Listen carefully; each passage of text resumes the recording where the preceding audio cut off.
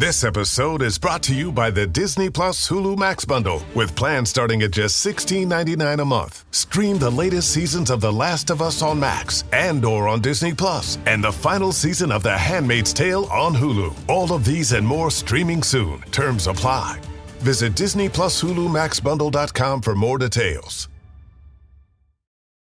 The spirit of innovation is deeply ingrained in America, and Google is helping Americans innovate in ways both big and small. The Department of Defense is working with Google to help secure America's digital defense systems, from establishing cloud-based zero-trust solutions to deploying the latest AI technology. This is a new era of American innovation. Find out more at g.co/American innovation.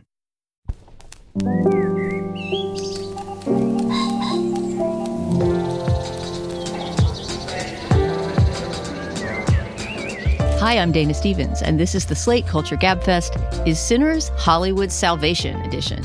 It's Wednesday, April 30th, 2025, and this week we'll be discussing first off Sinners, the new film from Black Panther and Creed director Ryan Coogler that hands the director's longtime leading man, Michael B. Jordan, a juicy double role.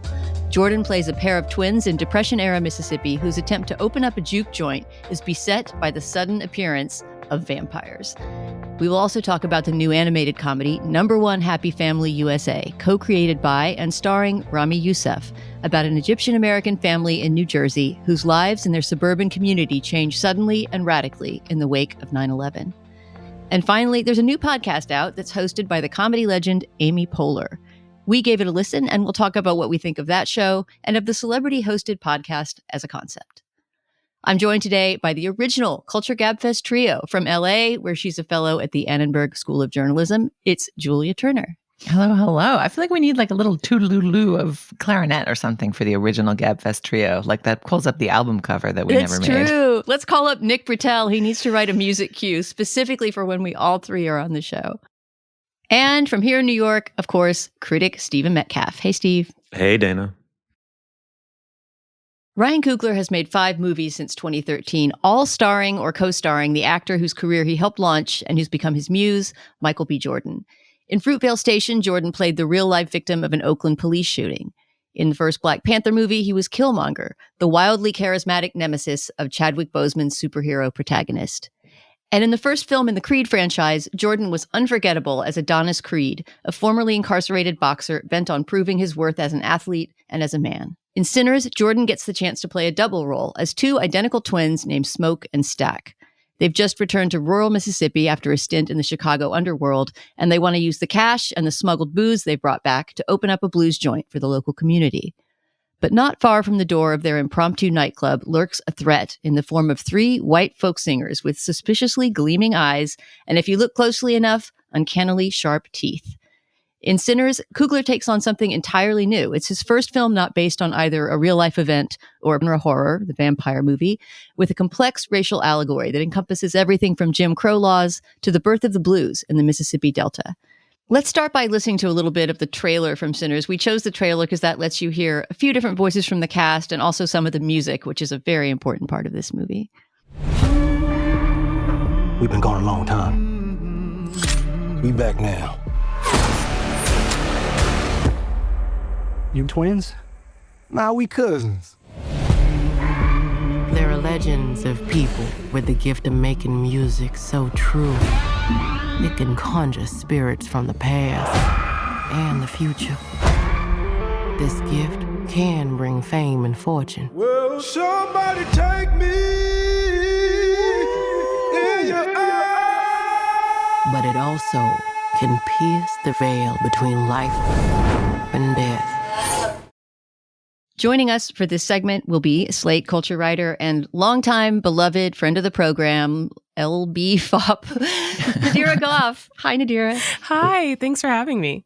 Oh, I'm excited to talk to you about this. We happened to see Sinners together at a press screening and walked out of it both with lots of thoughts, but not very much time to discuss them. So I haven't really unloaded on this movie with you and heard you on it. We did read you on it. And I want to start off with a question that's sort of the premise for your analysis of Sinners on Slate, which has to do with the villains of the movie. And this, I think, goes to the most unusual thing that Sinners tries to do, which is marry the vampire thriller with the kind of, big thinky movie about race and the South and, the big allegory that he's trying to build. And something provocative that you argue in your piece is that the villains of Sinners are not really the vampires lurking outside the juke joint waiting to turn everybody with their bite. Can you get into where you think the real villainy here resides? Yeah, I will actually start by saying that I think the thing that I love the most about original movies and directors really going balls to the wall is that you can have so many different interpretations about what the heck you just saw. And I've seen so many different takes on Twitter, on TikTok that either agree with me or disagree with me. But for Slate, I basically explained my theory on the film, which is that the vampires aren't necessarily the victim, but white supremacy is, particularly because of the sort of ways that the film shows sympathy towards the vampires, towards other white characters. But at the end of the day, I think that the movie shows that it's more so the white supremacist structures that bind society or control society and those who abide by them heavily and are uplifted and uphold them themselves that are the true villains of the movie. That doesn't mean that there aren't other scary things that go bump in the night that show up. But yeah, to me, that's sort of the message that the movie was sending. Yeah, Nadira, I agree. Probably the most fascinating thing about this movie was the way that it married those two sides together. The vampire movie where you sort of think you know who the villains are, the one who's trying to bite everybody in the neck, and something a lot more complex. Steve, we can't really get into all of that complexity without starting to spoil some major elements of this movie, but let's pull the camera out a little bit and just kind of get all of our responses, because this movie is a lot to take in. It's not even especially long. It's just slightly over 2 hours, but it has an epic sweep and a feeling of largeness and literal largeness. It's shot in 65 millimeter IMAX if you see it in the right theater. But I just wanted to hear your general response to the movie. And, unlike Nadira, I think we've all only seen it once, but it's the kind of movie you kind of want to go back to because there's so much to chew over. Yeah, a couple things. One was in talking over what we would do this week on the show, one of the motivations to do Sinners, in addition to it being, another Coogler film with Jordan, his muse, was the question of whether it would land with audiences, and that seemed to be an especially pregnant one at this moment in the arc of Hollywood and Black filmmaking in Hollywood. So we were vindicated, right? Like the movie did huge business for a super ambitious, somewhat sprawling, very intense race allegory, right? In some respects. I think it did 60 million over the weekend, exceeded expectations. Looks to be on its way to be a big hit. I saw it on Monday night in a packed and electric movie theater. It's, it happens maybe, I think it's even once every few years where you walk into a movie theater and something about that project and that moment, the kind of chemistry between the audience and the film pre-exists the audience actually beginning to watch the movie. It was an amazing experience to see it. I think in many ways, let me begin by saying I also went in knowing nothing else about the movie, right? As a huge fan of Coogler. He just floored me with Creed and the control that he brought to that franchise and the originality to reawaken Rocky by flipping its racial politics on their head, and of course Black Panther, and to see him do something that, very broadly speaking, was in the Jordan Peele vein was it was just too good to be believed. I was blown away by the movie in ways that I'm still picking through the rubble of the explosion of my being blown away. So forgive me for being semi-articulate. It's sort of a first response, which is, maybe I had heard that it had horror elements. I loved how incredibly patient the film was and how confident it was that could come much later in the film. So in fact, the predicate of the vicious racial betrayal as it plays out as a horror film, is delayed to give you a sense of the possibility of a Black community creating a space for itself in order to celebrate itself that is capitalist, unabashedly capitalistic. So within that aspect of the American experience, utterly fulfilling it, right? And it's clear in Chicago, these Black twins were a force to be reckoned with, but they were also themselves reckoning with, you can imagine, like Capone-like or actual Capone forces, both Italian and Irish, in Chicago. And that kind of classic American story of like the Irish immigrant comes and they start out criminal and they establish a set of criminal enterprises, but then go legit, or whatever, that arc that's largely deprived Black America. You see the beginning of its possibilities in this film, only to have them all withdrawn violently in the second half of the film. So the horror is a double horror. It's both the genre horror and the historical horror. I thought it was masterful. I have so much more to say, but I don't want to filibuster, and I'm absolutely dying to know what you guys thought. Yeah, Julia, what about you? I'm going to say something that's going to sound dismissive, but I don't mean it that way. This movie is like a great ride. Like, I just got lost in it. It is so visually sumptuous. It's so playful. It's kind of funny and sexy, and it's kind of funny and very sexy and like enjoyable. It's an enjoyable movie about racial atrocity and vampires. And I don't like vampire movies. And I think racial atrocity is a great subject for movies, but it doesn't usually lend itself to like foot stomping romps, right? Like, usually when we visit this period in the South and this subject, we're in for a very different kind of film experience, right? And so there's something about just the pleasure that the film takes in its slow first half. And I think part of that pleasure is about this pair of twins trying to build essentially like a paradise on earth for the Black community that they're returning to, that is so beautiful and shown so sumptuously. And what could be better than a movie with one Michael B. Jordan in it with his beautiful visage and his beautiful forearms? Like, how about two? What if just 2/3 of the frame is Michael B. Jordan instead of one? Like, that's one of the main questions this movie posits. And the answer is like, yes, correct. 2 is better. Could we make one with 3? Like, let's see. And, you know, there's a very fun show-offy scene right at the beginning where you first see them together, where one of them lights each other's cigarette, and then they just keep, and you're like, oh, haha, cool, I get it. They like the technology he learned over in the Marvelverse for visual effects he's going to bring to this period piece. And I get it. There's 2 of them, and there's not just one Michael B. Jordan. And you almost see it's like such an obvious show off that you don't forget it. You're kind of paying attention. Like, he distracts you with how confident he is about the sleight of hand, but he's sort of hanging a lantern on it there. Like, and he doesn't just light the cigarette. They pass that cigarette back and forth like 25 times in the course of a minute or two when they're waiting for the white local they're planning to buy the future juke joint from to show up. So anyway, there's just so much gorgeousness and glory in this. And then, you know, coming out of it, like, I'm never happy when the vampires show up in a movie. I don't ever want there to be vampires. I don't like them. I mean, I guess I was a Buffy fan, but like, you know, you sort of want to just hang out with these people. And I'm glad. I think we've decided, Nadira has generously offered to stick around so we can do a plus segment about the ending and really kind of get into where the narrative lands, because I'm still puzzling over it too, Steve. But I mean, I guess it's the twins, right? We've got twin Michael B. Jordans, and then we've got these twin horrors, the kind of metaphysical horror and the actual literal historical horror. And I'm just still puzzling over exactly like where it goes. But I loved, there was actually a great line in Amy Nicholson's review that was sort of like, it isn't a thesis, it's a song. That's not like a quote, but she basically talked about how the movie is so musical that it's sort of pulling all these themes together and leaving you with a big feeling rather than maybe like a precise thesis.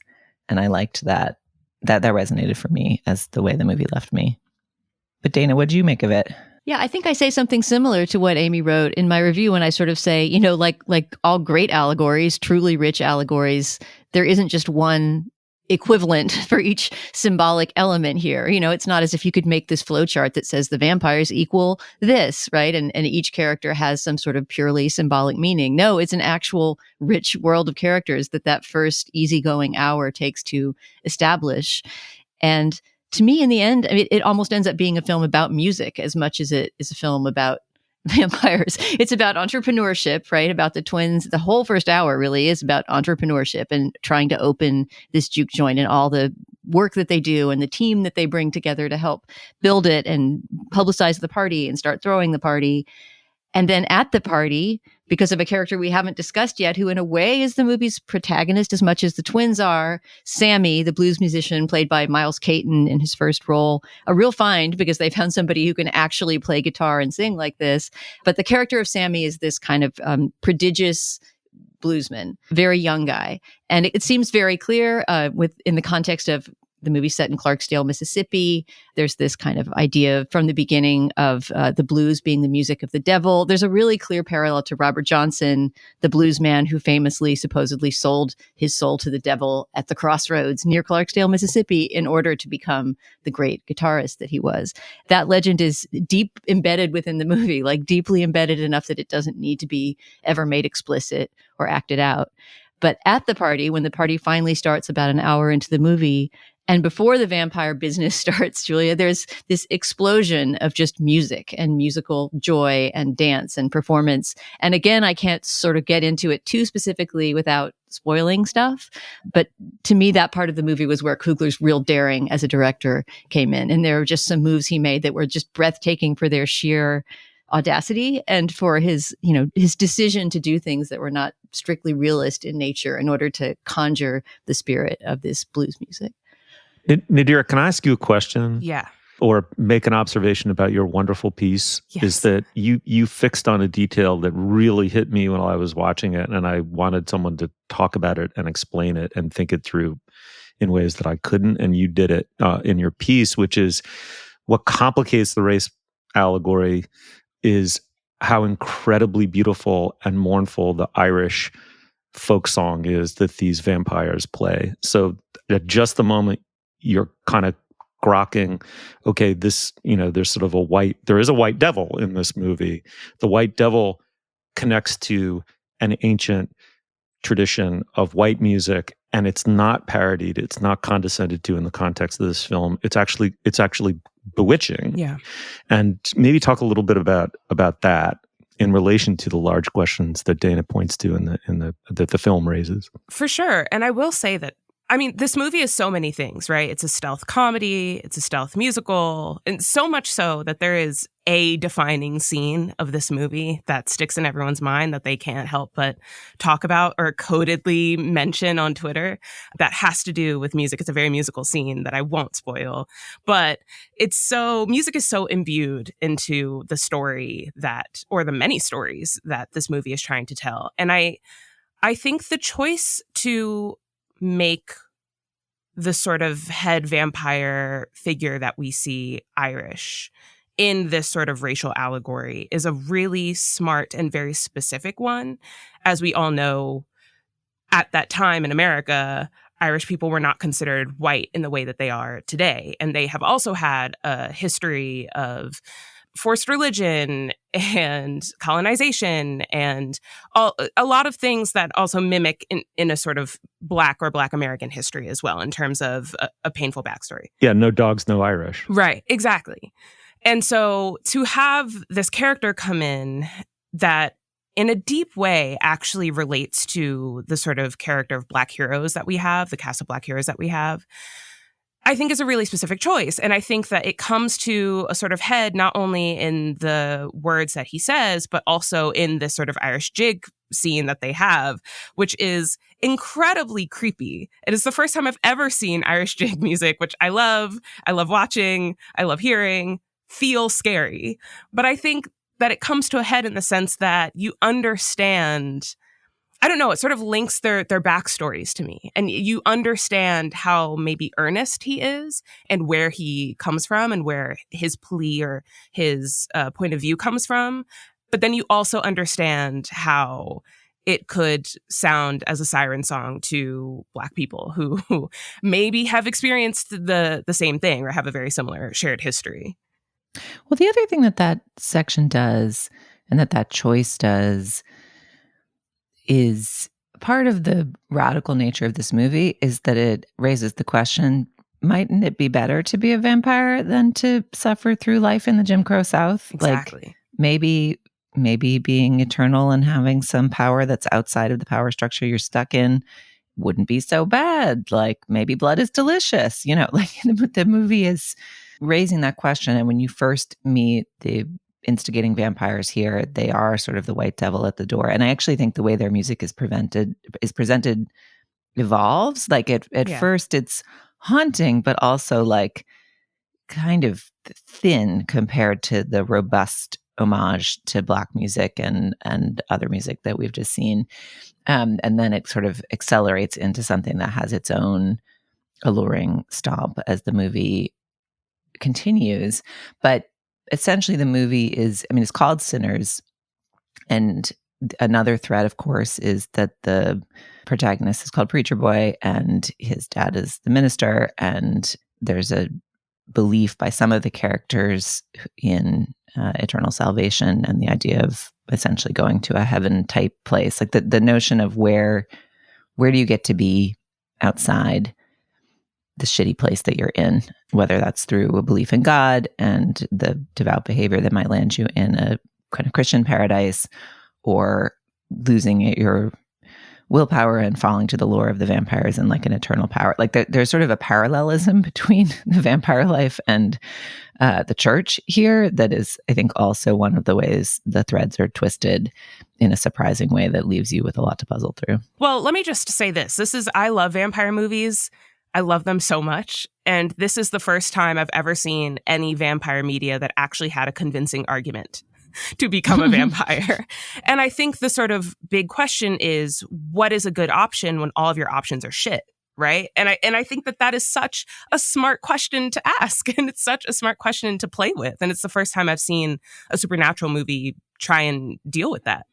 I mean, usually it's presented in terms of romantic love, right? Like I'm just thinking about Buffy. Twilight, the other thing that makes you want to become a vampire is so that you can, like, you know, be with your vampire love forever. And also so that he can lose himself with you in whatever fashion that means based on the R-ratedness of the project. Like, it's not structural and it's not systemic. It's like very personal and romantic. The allure of becoming a vampire can be presented. And yeah, man, I love the beach. Like that's not gonna, that's, you know, if a lover is like, here, come be a vampire with me for eternity, I'd be like, I don't love you, don't think so. But if, you know, the options are stay alive or racial persecution, then I'm like, maybe. It took me a second to fully realize that your sticking point on eternal unsleeping life, but contingent upon victimizing others and depriving them of their mortality, is your love of the beach. Honestly, Nadira, this makes me feel like we need to go to the beach together sometime because hard same. I love the sun. All right, we've gone way over on this segment, and I still feel like there's tons we didn't get to, including many of the great performances in this movie, which has a sprawling cast of characters. Really, we get to know this whole town.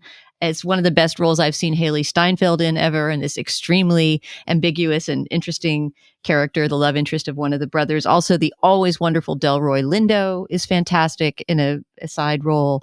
An actress named Wunmi Mosaku, who was incredibly mesmerizing, I thought, as the love interest of one of the other brothers. Anyway, it's a must-see kind of movie. It's great to talk about. We have even more to say, and if you're a Slate Plus member, you can hear us get into the sharp-fanged spoilers in this week's Plus segment.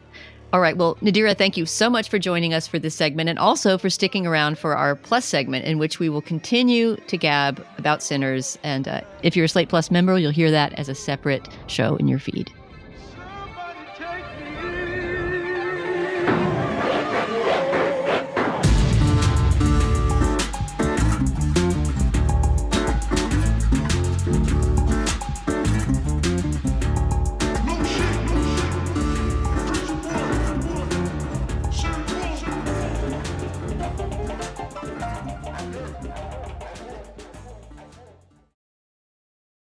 Well, it's getting into late April, which means that Mother's Day is just around the corner. If you're looking to shop for a Mother's Day present for some of the special moms in your life, or maybe yourself if you are one, check out Quince. Steve and I are both on record as fans of this company and happy owners of some Quince products. Steve, with a Mother's Day theme, where would you look on the Quince website for presents for moms you might know, including the mother of your children? I'm far too self-centered a person to answer that question, Dana. I was thinking about what I recently gifted myself from Quince. But what I would say is look anywhere on their site. I find their taste consistent to the point of infallibility. If you have a sense of what kind of item you're looking for, look through their women's clothing, and you will find something for the person that you love. I will quickly add, I just got in the mail my 100% organic cotton crew neck sweater, medium navy from Quince, and it slots just perfectly into exactly where I thought I needed such an item. Quince, you did it again. Steve, I know your wife doesn't listen to this show, which is a good thing because she's not going to have to hear you pivot from what would you get for a gift to what am I waiting for myself. She knows who she married, Dana. Well, take a look at their website. See if you can find something for either the woman in your life or yourself. Thoughtful, timeless, totally her or totally Steve, as the case may be. Shop Mother's Day at Quince. Go to quince.com/culture for free shipping on your order and 365-day returns. That's QUINCE.com/culture to get free shipping and 365-day returns. Quince.com/culture. This podcast is brought to you by Progressive Insurance. Fiscally responsible, financial geniuses, monetary magicians. These are things people say about drivers who switch their car insurance to Progressive and save hundreds. Because Progressive offers discounts for paying in full, owning a home, and more. Plus, you can count on their great customer service to help you when you need it, so your dollar goes a long way. Visit Progressive.com to see if you could save on car insurance. Progressive Casualty Insurance Company and Affiliates. Potential savings will vary. Not available in all states and situations.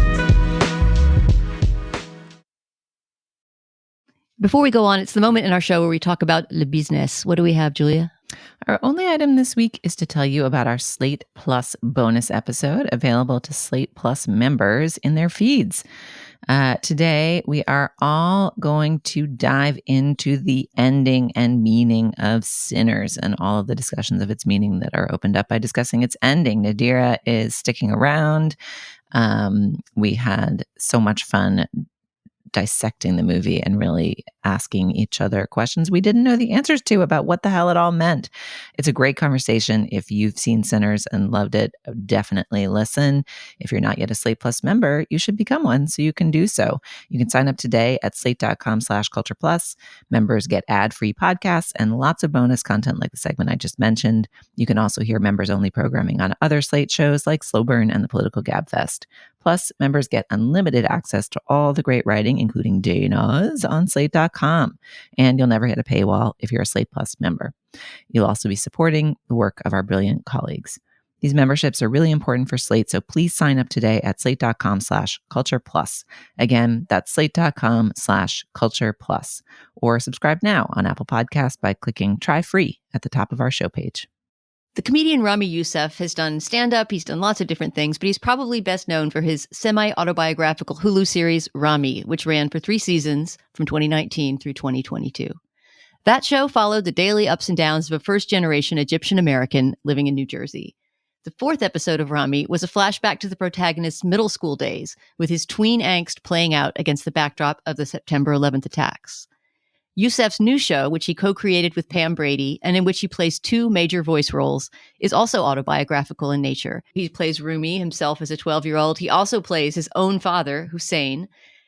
The show also features the voices of Alia Shawkat as Rumi's sister, Salma Hindi as his mother, Sharia, and there are lots of familiar voices you'll hear in recurring roles, including Kieran Culkins and Timothy Oliphants.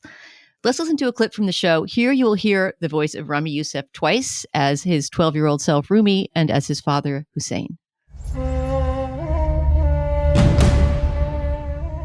Dad, I've been standing here all night. Rumi, when you're being surveilled, you must surveil back. I learned this in the army. Whoa, you were in the army? Of course, ya Habib. Every Egyptian man serves. Your father was a soldier for 2 years. Like you had a gun and stuff? Saddas. La, no. I wasn't in that department. They put me in accounting. Army accounting. The office can be a war zone, my son. هو فين الانك بتاع البرينتر الاتش بي؟ وقت الغدا دلوقتي ولا مين عايز يعمل تيم ضد الانترسال؟ Get down. All right. What you hear there, those few lines in Arabic, are sort of the punchline of the scene, actually. It's that his father's horrifying flashback to being in the army, a bureaucrat in the army, is that he's remembering people asking, where's the toner for the printer? And did you take my snack from the fridge? And he's experiencing PTSD over those memories, which happens a few times in the show.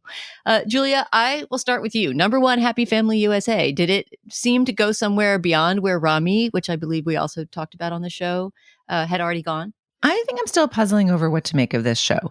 It's essentially taking that episode Strawberries from Ramy and positing, like, what if we built a Simpsons style family comedy, animated family comedy in that exact cultural moment. And I think there are aspects of that that are intriguing and work well, and aspects of it that work less well.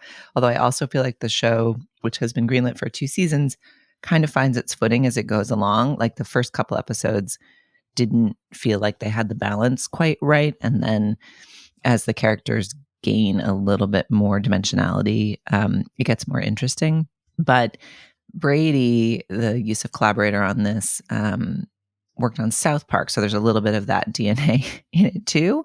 And I think the situation is so interesting and awful. And watching them navigate this moment of xenophobia and racism and also puberty and adolescence, like that cocktail of uncertainty, the notion of like twinning those two uncertainties for this 12-year-old boy remains really powerful. I did go back and rewatch that episode, Strawberries, and it's just so much better than this show. Like, it's just so powerful and heartbreaking and poignant. And this show is taking such serious material, a material that's so relevant to us at our current political moment.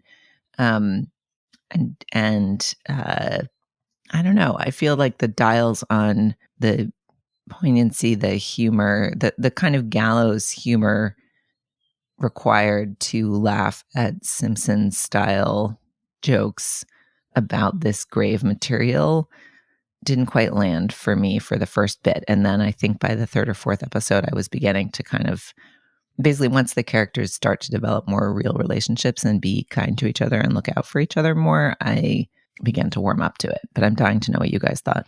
Yeah, Steve, what about you? I can't remember if you were on when we talked about Ramy's earlier show, but this is so clearly you were. This is so clearly in the lineage of it that I feel like responding to one can't help but also use the other as a foil. Right, and I'm mostly going to echo what Julia said. It was very close to my feelings because of the other lineage. It also links up to The Simpsons, King of the Hill, Family Guy, and I think it does so equivocally. In part, because it's just all other things being equal, it's very, very late in the day for that format. The sort of joke-dense, family-oriented cartoon show maybe has had its heyday. One way to extend it would be to extend it to a new kind of family. Obviously, that's happening here, which is good. But I thought something of the novelty of the first-gen, Muslim American story was undone by the familiarity and the kind of hackneyed pacing and somewhat puerile humor of the presentation. But then, funnily enough, at the end of episode 1, 9/11 happens, and it clicked for me. I mean, as with Ramy, it's rooted in someone very particular and their very particular experience. I love, this is A24's first foray into this specific kind of television space. They love his talent, and they produced Ramy. They love his talent and his unique voice, and they should. It takes the central conflict of a first-gen dramedy, which is whether to fit in and assimilate to American culture or withdraw somewhat defensively or self-protectively or double down and retain your family identity. That second gen being caught between, first gen being caught between immigrant parents and a colonizing aspect to American culture is amped up after 9/11 in ways that I thought suddenly suited the format, funnily enough. The conflict is so life or death. In that instance, did I ever think that it became also kind of, funnily enough, I kind of loved the talking lamb. I the suicidal talking lamb. I couldn't help it. I was like, oh wow, that's weird. What a strong, weird choice. They have the courage of it, and like the talking lamp's kind of funny. Like suddenly it got much better at the end of the first episode, and that carried through the couple more that I saw. Am I quite there yet? It sounds like, Julie, if I give it one or two more, I'll stick with it towards the end. But he's such an exquisite talent, Ramy Youssef, that I'm sure I'm going to watch all of season one. Dana, what do you think? I was just trying to think about that moment you guys were talking about, that the show sort of started to win me over. I really quite liked it. I watched the entire season. It's a half hour long, or about 25 minutes long, actually. It goes by very quickly. And I wanted to get a sense of the arc of the whole season, so I just watched it all. And it really kind of won me over by the end. I mean, the humor goes to some really dark places, like the suicidal lamb is just the beginning. There's also a crush that the Rumi character has on his teacher that has all kinds of like Mary Kay Letourneau jokes. And I mean, things that are really bad taste in the kind of South Park tradition, but not bad taste in the sense that they're mean or cruel toward the characters or toward people in real life. Yeah, well, there's also like a character he ends up becoming friends with, or who becomes a protector figure. There's like some kind of like guy who's not a teacher on campus, who I think is a guidance counselor, but seems to work in a utility closet that he's outfitted with illegal surveillance cameras. There's just a cutaway joke when he's consoling or advising Rumi about something, where like what one of the cameras sees is a like kid in a trench coat like torturing a squirrel in a bathroom stall, and he like ignore it. Like that is a South Park lineage, not a Simpsons lineage. Like cutaway school shooter jokes, like Jesus, right? I mean, although also pointed in there is like, which American threats are people paying attention to at any given moment. So it has a purpose beyond its poor taste. But yeah, the cocktail is a little unusual, I think. But it's actually that character. I think where I started to get won over is in the episode where that character and the oddball neighbor character end up saving Rumi from a person who's trying to, without spoiling too much, an opponent, a grown-up opponent who's trying to peg him as a terrorist. And there's like a sweetness that comes through that's not the expected sweetness of like, well, the family unit loves each other after all, of like weirdos making friends. I think that's where it started to win me over. It's like the weirdos finding each other arcs. Right. Yeah, that's a powerful part. There's a lot of characters who you would think are being set up to be sort of simple foils who turn out to be either allies or something in between. And there are moments of sweetness and kind of musicality that really surprised me. There's a moment at the end of the second episode, I believe, when the father has been telling the family, we must be as American as possible, hence the title of the show, and we must assimilate in order to not be persecuted by our community. But there's this wonderful solo moment where the father comes out. For some reason, there's a piano in the yard, and that episode ends with him just singing this very sincere song about being afraid and trying to protect his family and how he's doing everything he can to keep them safe. And that was a moment that the show really won me over. Like, why does the father suddenly get a subjective ballad moment? Just because I think Ramy wanted him to have his own interiority and to write him a good song. I don't know. When I went back and rewatched Strawberries, being in the company of the actor who plays his father on that show, the like quiet, realistic expression of the fear and gravity and hope and tentativeness of that moment is so moving and beautiful. And I actually found the characters within the school universe like more subtle and unexpected than the characters within the family, at least in the episodes I watched. And I'm hopeful maybe you can share, Dana, whether the family gets like a more nuanced arc. But I didn't find that ballad as moving. I was sort of like, oh, there's songs in this too? Like there are songs in each episode and they're okay. I don't know. I didn't love the songs as much as it sounds like you liked that one. I guess he's kind of like doing a Springsteen Jersey thing. Perhaps. I mean, one thing I would say about like getting over the hurdle with this show is that joke density of the cartoon sitcom presumed that all things are inherently ridiculous and fair game, and therefore being incessantly puerile and impious about them was an appropriate response to the world as it is. And it's like, I think our sense of what the world intrinsically is has changed and become darker and more tragic. And so the hurdle here is quite high. I'm not sure it's a great show. It is amazing to me after my initial predisposition against it, that it really did clear that hurdle. There's like a humanness and a decency. And as you say, Julia, like courage of oddity, its own oddity that won me over. So for what it's worth. All right. Well, the show is #1 Happy Family USA. It's an animated sitcom. You can find it on Amazon Prime. If you do watch it and you have comments, please write us at culturefest@slate.com. We'd love to hear what you think.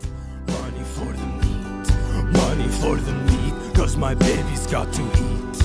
Money for the meat, money for the meat, money for the meat, cause my baby's got to eat. I get money for the meat, money for the meat, money for the meat. I sell meat on the street. If there's one thing to learn from the entertainment industry, it's just how easy it is to earn a reputation, even if it doesn't reflect who celebrities really are. For example, everybody thinks that Discover is a card that isn't widely accepted, but in reality, it's accepted at 99% of places that take credit cards nationwide. Yeah, 99%. So maybe now you'll think twice before judging a book by its cover. Unless it's a celebrity cookbook, in that case, judge away. Based on the February 2024 Nielsen report, learn more at discover.com/credit card. This episode is brought to you by Saks Fifth Avenue. At Saks.com, it's easy to find your new spring vibe. Whether it's refreshing your whole wardrobe or shopping for a vacation, Saks.com can make it fun and inspiring. Saks.com is personalized with arrivals from brands picked just for you, so it's easy to find inspiration for your everyday. You can shop for anything on your agenda, like a larger-than-life Balenciaga bag for work or a Zimmermann dress for an upcoming wedding. Find inspiration for your personal style every day at Saks.com. If there's one thing to learn from the entertainment industry, it's just how easy it is to earn a reputation, even if it doesn't reflect who celebrities really are. For example, everybody thinks that Discover is a card that isn't widely accepted, but in reality, it's accepted at 99% of places that take credit cards nationwide. Yeah, 99%. So maybe now you'll think twice before judging a book by its cover. Unless it's a celebrity cookbook, in that case, judge away. Based on the February 2024 Nielsen report, learn more at discover.com/credit card. As of about a month ago, the legendary comedian Amy Poehler of SNL, Parks and Rec, so many other things, has started her own podcast. She's a little bit late, as she jokes on the podcast, to this trend of celebrities hosting their own shows. But she wanted to create a podcast in which, true to the show's title, Good Hang, she would just hang with friends from the comedy world, people that she's worked with, and talk about their work and their experiences together. We're about a month into the experiment of Good Hang, so we had 4 or 5 episodes to listen to. In fact, a brand new one with Jack Black as her guest just dropped the day that we're recording.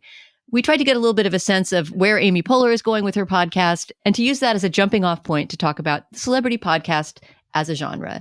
Good Hang is with the Ringer network of podcasts. You can find it on any. Let's listen to a little clip from her conversation with Rashida Jones on the show. Like, one of the reasons why I want to do this podcast is as I've watched so many men do the bare minimum.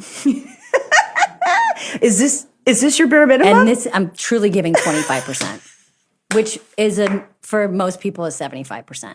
But it's like enough is enough. Enough Right. with the 100%. Sure. And enough with improving ourselves Sure. and listening to stuff about how we're supposed to get better and better and better. Yeah. Okay, Julia, I'm curious, first of all, which of the episodes of Good Hang you've listened to and what you think of the whole experiment. I've listened to them all. I've listened to every episode that has been published. It's certainly like snackable and goes down easy and keeps you good company while you're, folding your laundry or whatever it is that you're doing while you listen to podcasts. I like that clip because there is a combination of like type A trying hard in the kind of good, smart girl way in this show and a kind of roughness, like learning out loud, figuring out the format thing going on. Like the show has these conceits and structures where she starts by interviewing a few of her marquee guests, friends and collaborators who are often other famous, interesting people and sort of saying, what do I need to know about this person I'm about to interview and what should I ask them? So even as she's kind of joking that this is her 25%, you literally have as part of the structure of the show her research, right? Or like a note about her doing some modicum of research by chatting with friends as like a tip sheet for smart questions to ask or things to know or wonder about. Then she has these conversations, and then she has like a little kicker where she recommends something that energizes her, seemingly. I found the conversations to be like wildly varying in their quality, and in some of them seem to be with dear friends, and they actually really feel like you're just in the corner of the room while two friends are catching up, and they aren't quite like the conversation with Catherine Hahn. It doesn't actually feel like they're performing a conversation for an audience. Like they kind of just feel like they're giggling together. I found that one to be not my favorite. The one with Rashida Jones I actually really loved because they're clearly deep and old friends, but they're able to sort of make their conversation accessible to this implied third ear of us, the listener. But I think, I'm a regular listener to some of these celebrity interview shows. I like Las Culturistas a lot. There's a lot of structure and fandom in that. I'm a fan of the Conan O'Brien one. I think he's obviously a skilled interviewer and has figured out a way to make his show a good hang that also can be a pretty wide-ranging interview. The Smartless Boys I end up getting to after all my other podcasts run out, and I just like every time come away like seething about how glib and lazy they are in their prep for their show. And I like that Amy is making explicit here that kind of tension of like what sort of interviewer is a celebrity and what kind of work are they doing. So I liked all that. There's also this sort of like apolitical, like we should just have fun right now. Everybody needs a little lightening up, which I'm curious to hear what you guys made of. It's like both true, but also sort of lands a little odd at this particular political moment. Yeah, Steve, I saw you turn your mic on again. Your muted mic came on in the middle of what Julia was saying. And I take that as your silent way of saying, wait, I'm going to jump in here. What did you think of Good? Well, let me begin by saying I understand why the celebrity podcast exists and why it's become its own genre and why it's taken off.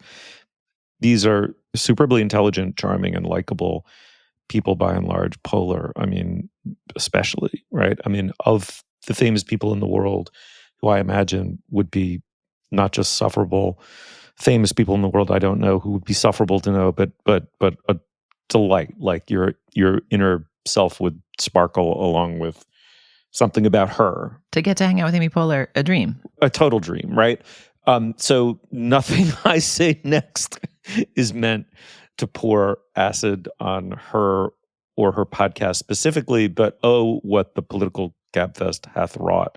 The original insight of that show, which I found so interesting, was that the three principals, John Dickerson, Emily Bazelon, and David Plotz, would have, as part of the Slate political team, Julia, correct me if I'm wrong, they would have these phone calls that were very freewheeling and rollicking because they were basically discussing topics to editorially cover.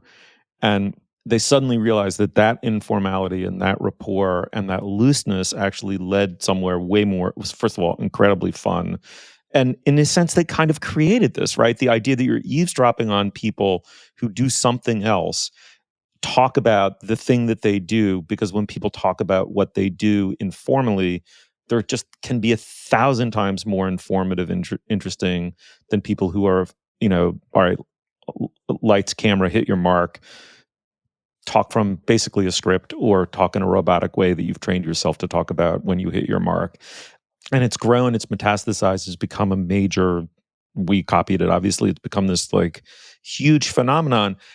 I think part of the problem I have is there's a reversal that's happened now that it's gotten into sort of famous people eavesdropping or hanging out with famous people, is that the format started with nerds who have some expertise or area of professional concern. And over time, their individual personalities as actual people would emerge.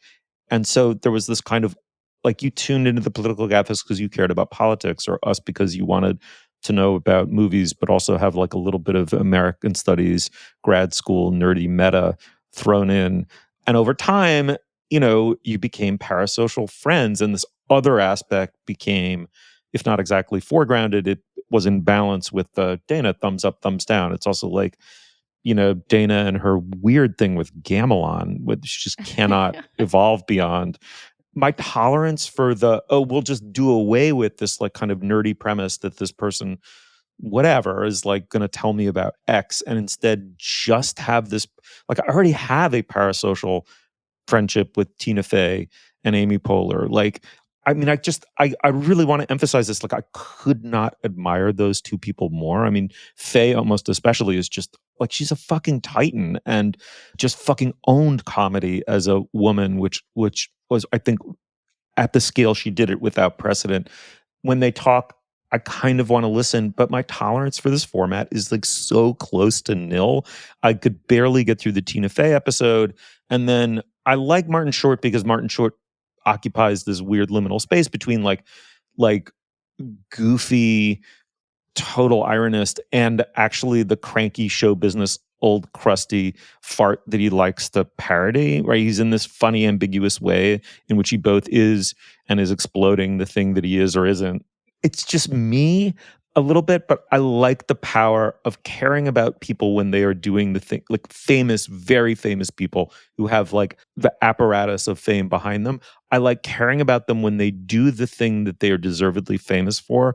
And I like not caring about them, even people as charming as this.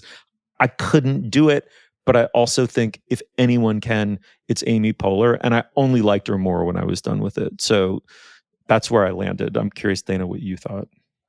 I mean, I think that the people or person that I came out of this irritated with was not Amy Poehler or any of her guests. It was the editors and editorial staff and kind of production team of this podcast, because I really hope that no editor we work with is as unintentionally unkind as the editor of this podcast is to its subjects, because there doesn't seem to be anything that's edited out.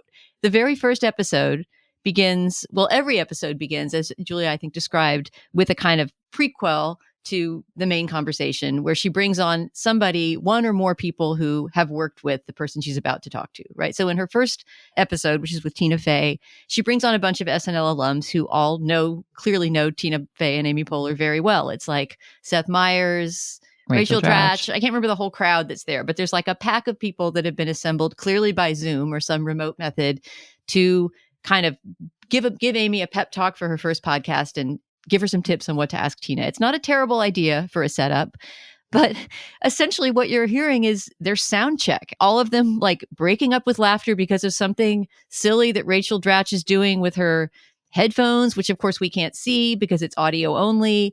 And they're all like in stitches. And I guess if you really loved SNL, it would be fun to hear them all breaking up together, but it goes on and on and on and on. Like the first 12 minutes, I believe, of the first episode are all just like these people goofing around. And then they have a couple of pretty substance-free ideas of what she should talk with Tina Fey about. It just felt like enough with the warm-up already. We don't need to hear your sound check, and you're not that adorable. Once the conversation got started, I mean, I see what Steve is saying. Like, I really would rather probably see Amy and Tina interact in a formal scripted sketch context than just them hanging out at a mic talking. But it's fine. It just shouldn't be so long. Like, have some grace toward your listener. It doesn't need to be an hour-long show. It could be half an hour, and then you could not include your giggly sound check. Yeah, I think the looseness is dialed a little far. And I'm curious where that's going to go. I mean, one thing that was striking, like, I feel like possibly we're just listening to the show a little bit too early in its run. Yeah, like, you shouldn't judge a podcast on the first episode. And we were curious to check it out. Like, certainly our first 8 episodes were definitely worse than this. So, like, hard stipulation of that. And, like, again, just like her charm and talent is very much on display. But I also was curious, like, she, in addition to the thesis about like the giving 25, like wanting to, like, some of the men in Hollywood show up and give 25%, which she clearly is not giving 25% to this. She's clearly like taking it seriously and thoughtfully, even if it's looser than we might like. There's this other pushback that she mentions a few times throughout of like being against like learning, or then I think there's a gendered idea here that part of what she wants to do is have women be able to listen to a podcast with a woman host that's not about self-improvement, that like releases the burden of you're listening to this because you want learn wise things or get better.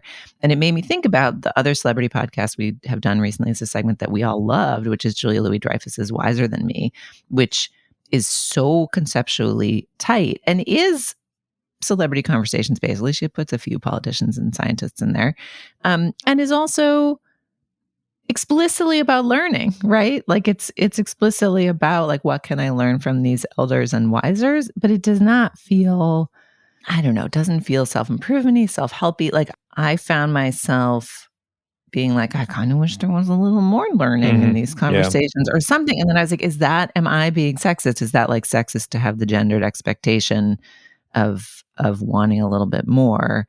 And then I was like, I don't think so, because actually the reason I like the celebrity male shows that I like is that they are a little bit more curious about learning. Like I feel like Conan is often asking questions about like how other people are navigating Hollywood, even though of course Conan is like a titan in his 60s who knows how to navigate Hollywood, but he's vulnerable about his own path through it and curious in his questions. And I feel like, to your point, Steve, that if you get the parasocial, if the podcast is parasocial first instead of we're going to talk about this subject and you're going to end up with a parasocial relationship with us, that it like screws the dials a little bit.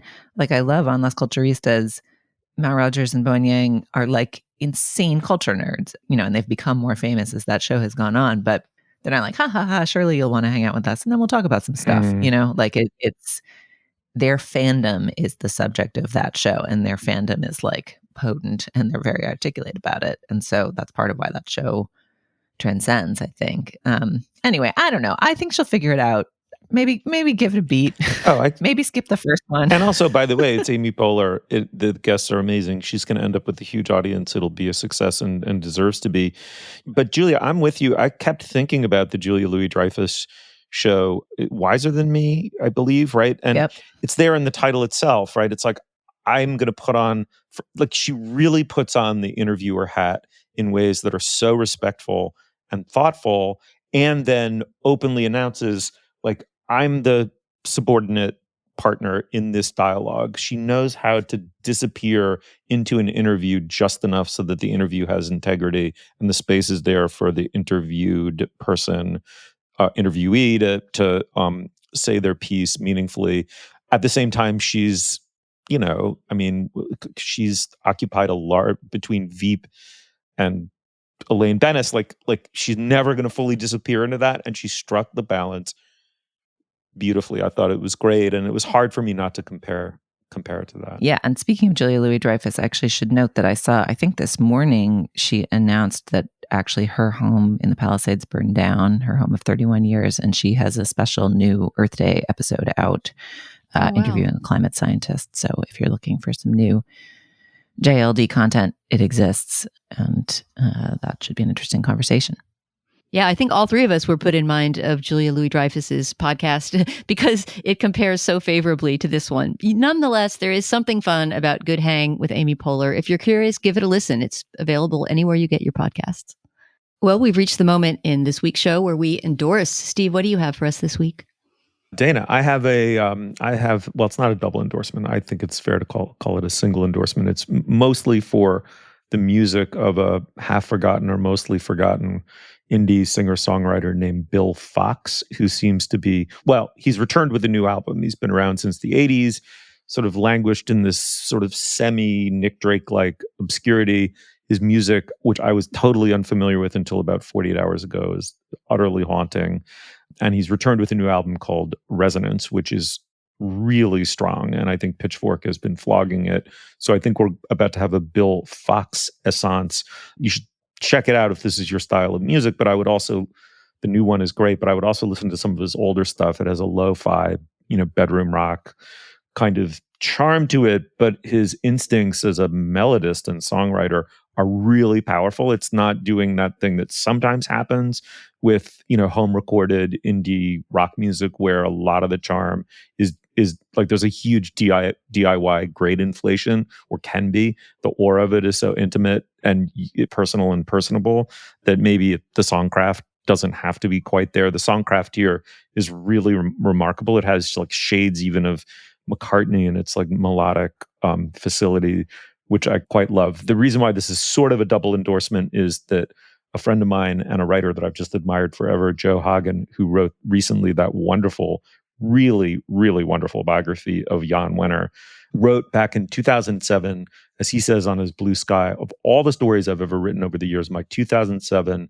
profile of Bill Fox, a story about Bill Fox, has the longest shelf life. It was in The Believer. He links on his website, Joe Hagen, Hagan, to a PDF of it because it is not archived on the internet. He says, people write me every single year as gobsmacked and haunted by the pop genius from Ohio as I first was.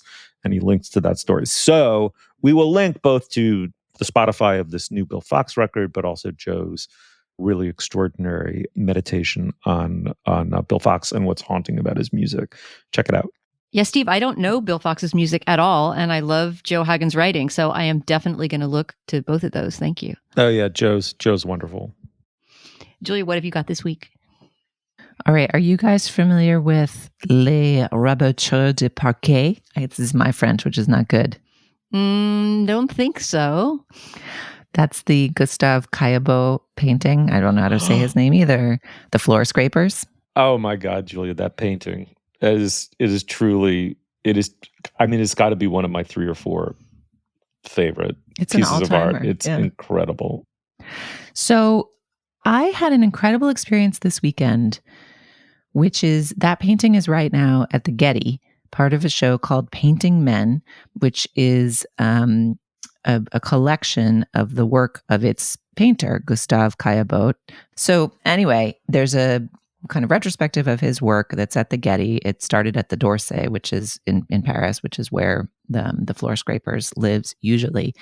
And the Floor Scrapers is here in Los Angeles, along with a bunch of Caillebotte's other work. And I'm endorsing sort of 2 things here. I think this is the first time that I've seen a painting that I was knocked out by in 2 places. I'm sure at some point in my life, I've seen a masterpiece in 2 different locations.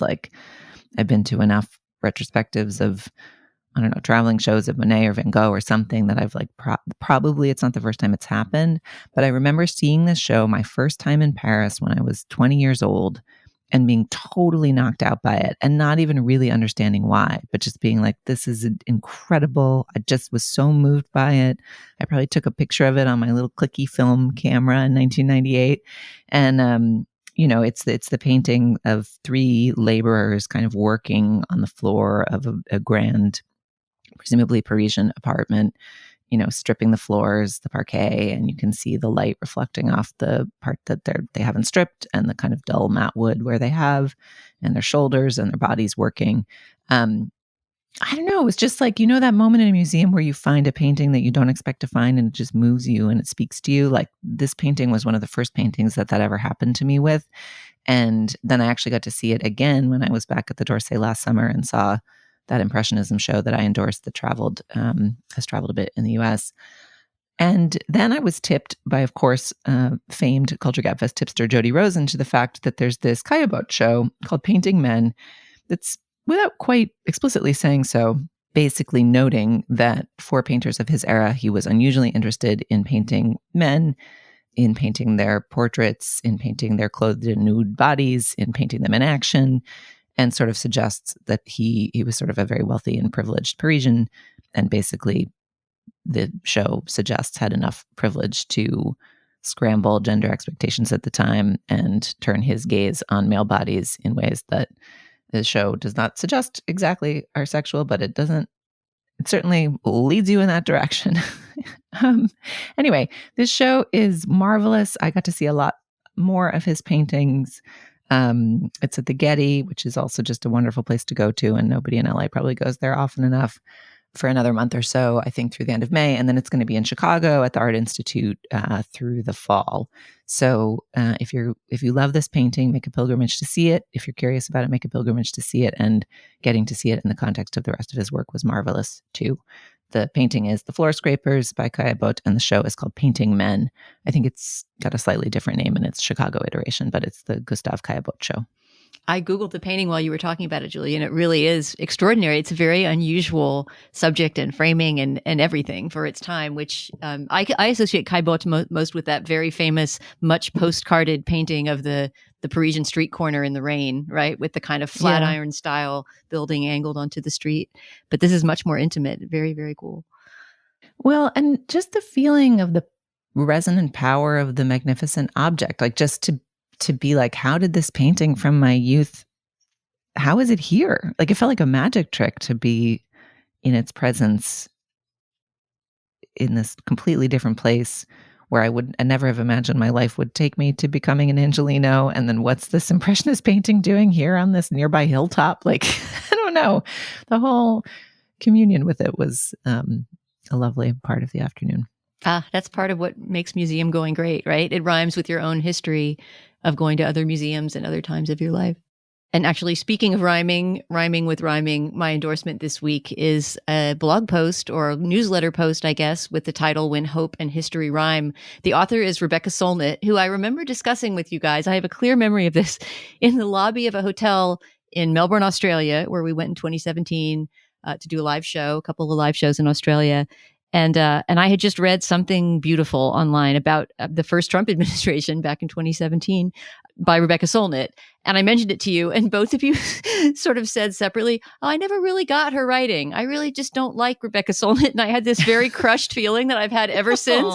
Whenever I groove to her prose in some way, I think, well, I guess I'm lame because I like her so much. But I absolutely love Rebecca Solnit. I've talked about her book, River of Shadows, before, which was a huge influence on the book I wrote about Buster Keaton, her way of writing about history.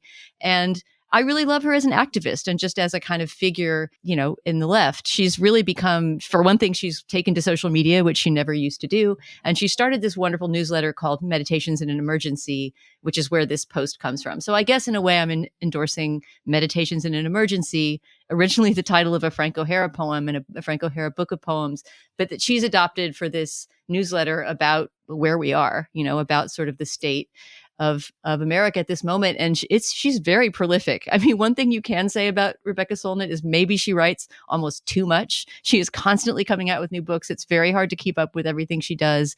And she posts to this newsletter at least once a week, sometimes more, like pretty significant essays. And the one I was going to maybe recommend people start with is specifically about Senator Van Hollen's trip down to El Salvador to try to find Kilmar Abrego Garcia last week. The post is called When Hope and History Rhyme. And it's essentially about the place of hope, if there is any place for hope in our current environment. But yeah, just Rebecca Solnit, keep her on your radar. Follow her on social media. She is somebody who's got a finger on the pulse of history, in my view. I love that you're just like dragging us into the spotlight as Solnit skeptics, even though we told you that off mic, Dana. And I need to go back and look. I can't remember what. I feel like there was a specific thing of hers that was going around at the time that it did not resonate for me. I would like to state for the record that I'm not like, I don't dislike Solnit's broader project. Yeah, maybe my feeling of being spiritually crushed at that moment was that the very thing I was recommending to you was something that you both had just read and not really grooved to. And there is no question that Rebecca Solnit is sincere. She's very sincere and eloquent in her sincerity. And maybe it isn't always something that is going to vibrate with the reader if you're feeling, as one would be entitled to, more cynical and less hopeful about our current scenario. But she has a whole book, one of her many, many books, that's called Hope in the Dark, that is precisely about emergencies and how communities react during emergencies, largely starting off with the 1906 San Francisco earthquake. And it's both a really great piece of history, of local Bay Area history, and a kind of, you know, meditation on emergency, a meditation on what it means to be living through dark and unusual times and how we can help each other through them. And it seems like that's a message that's very resonant right now. And her newsletter is really hitting that sweet spot for me. Well, that wraps up this week's Culture Fest. You will find things to some of the links we talked about on our show page, slate.com/culturefest.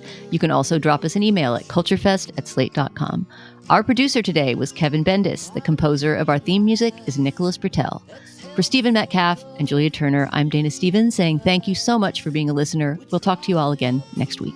Smother the sound of my baby crying. Sometimes I feel like a lover in vain. I felt to protect her from the forces of pain that so silently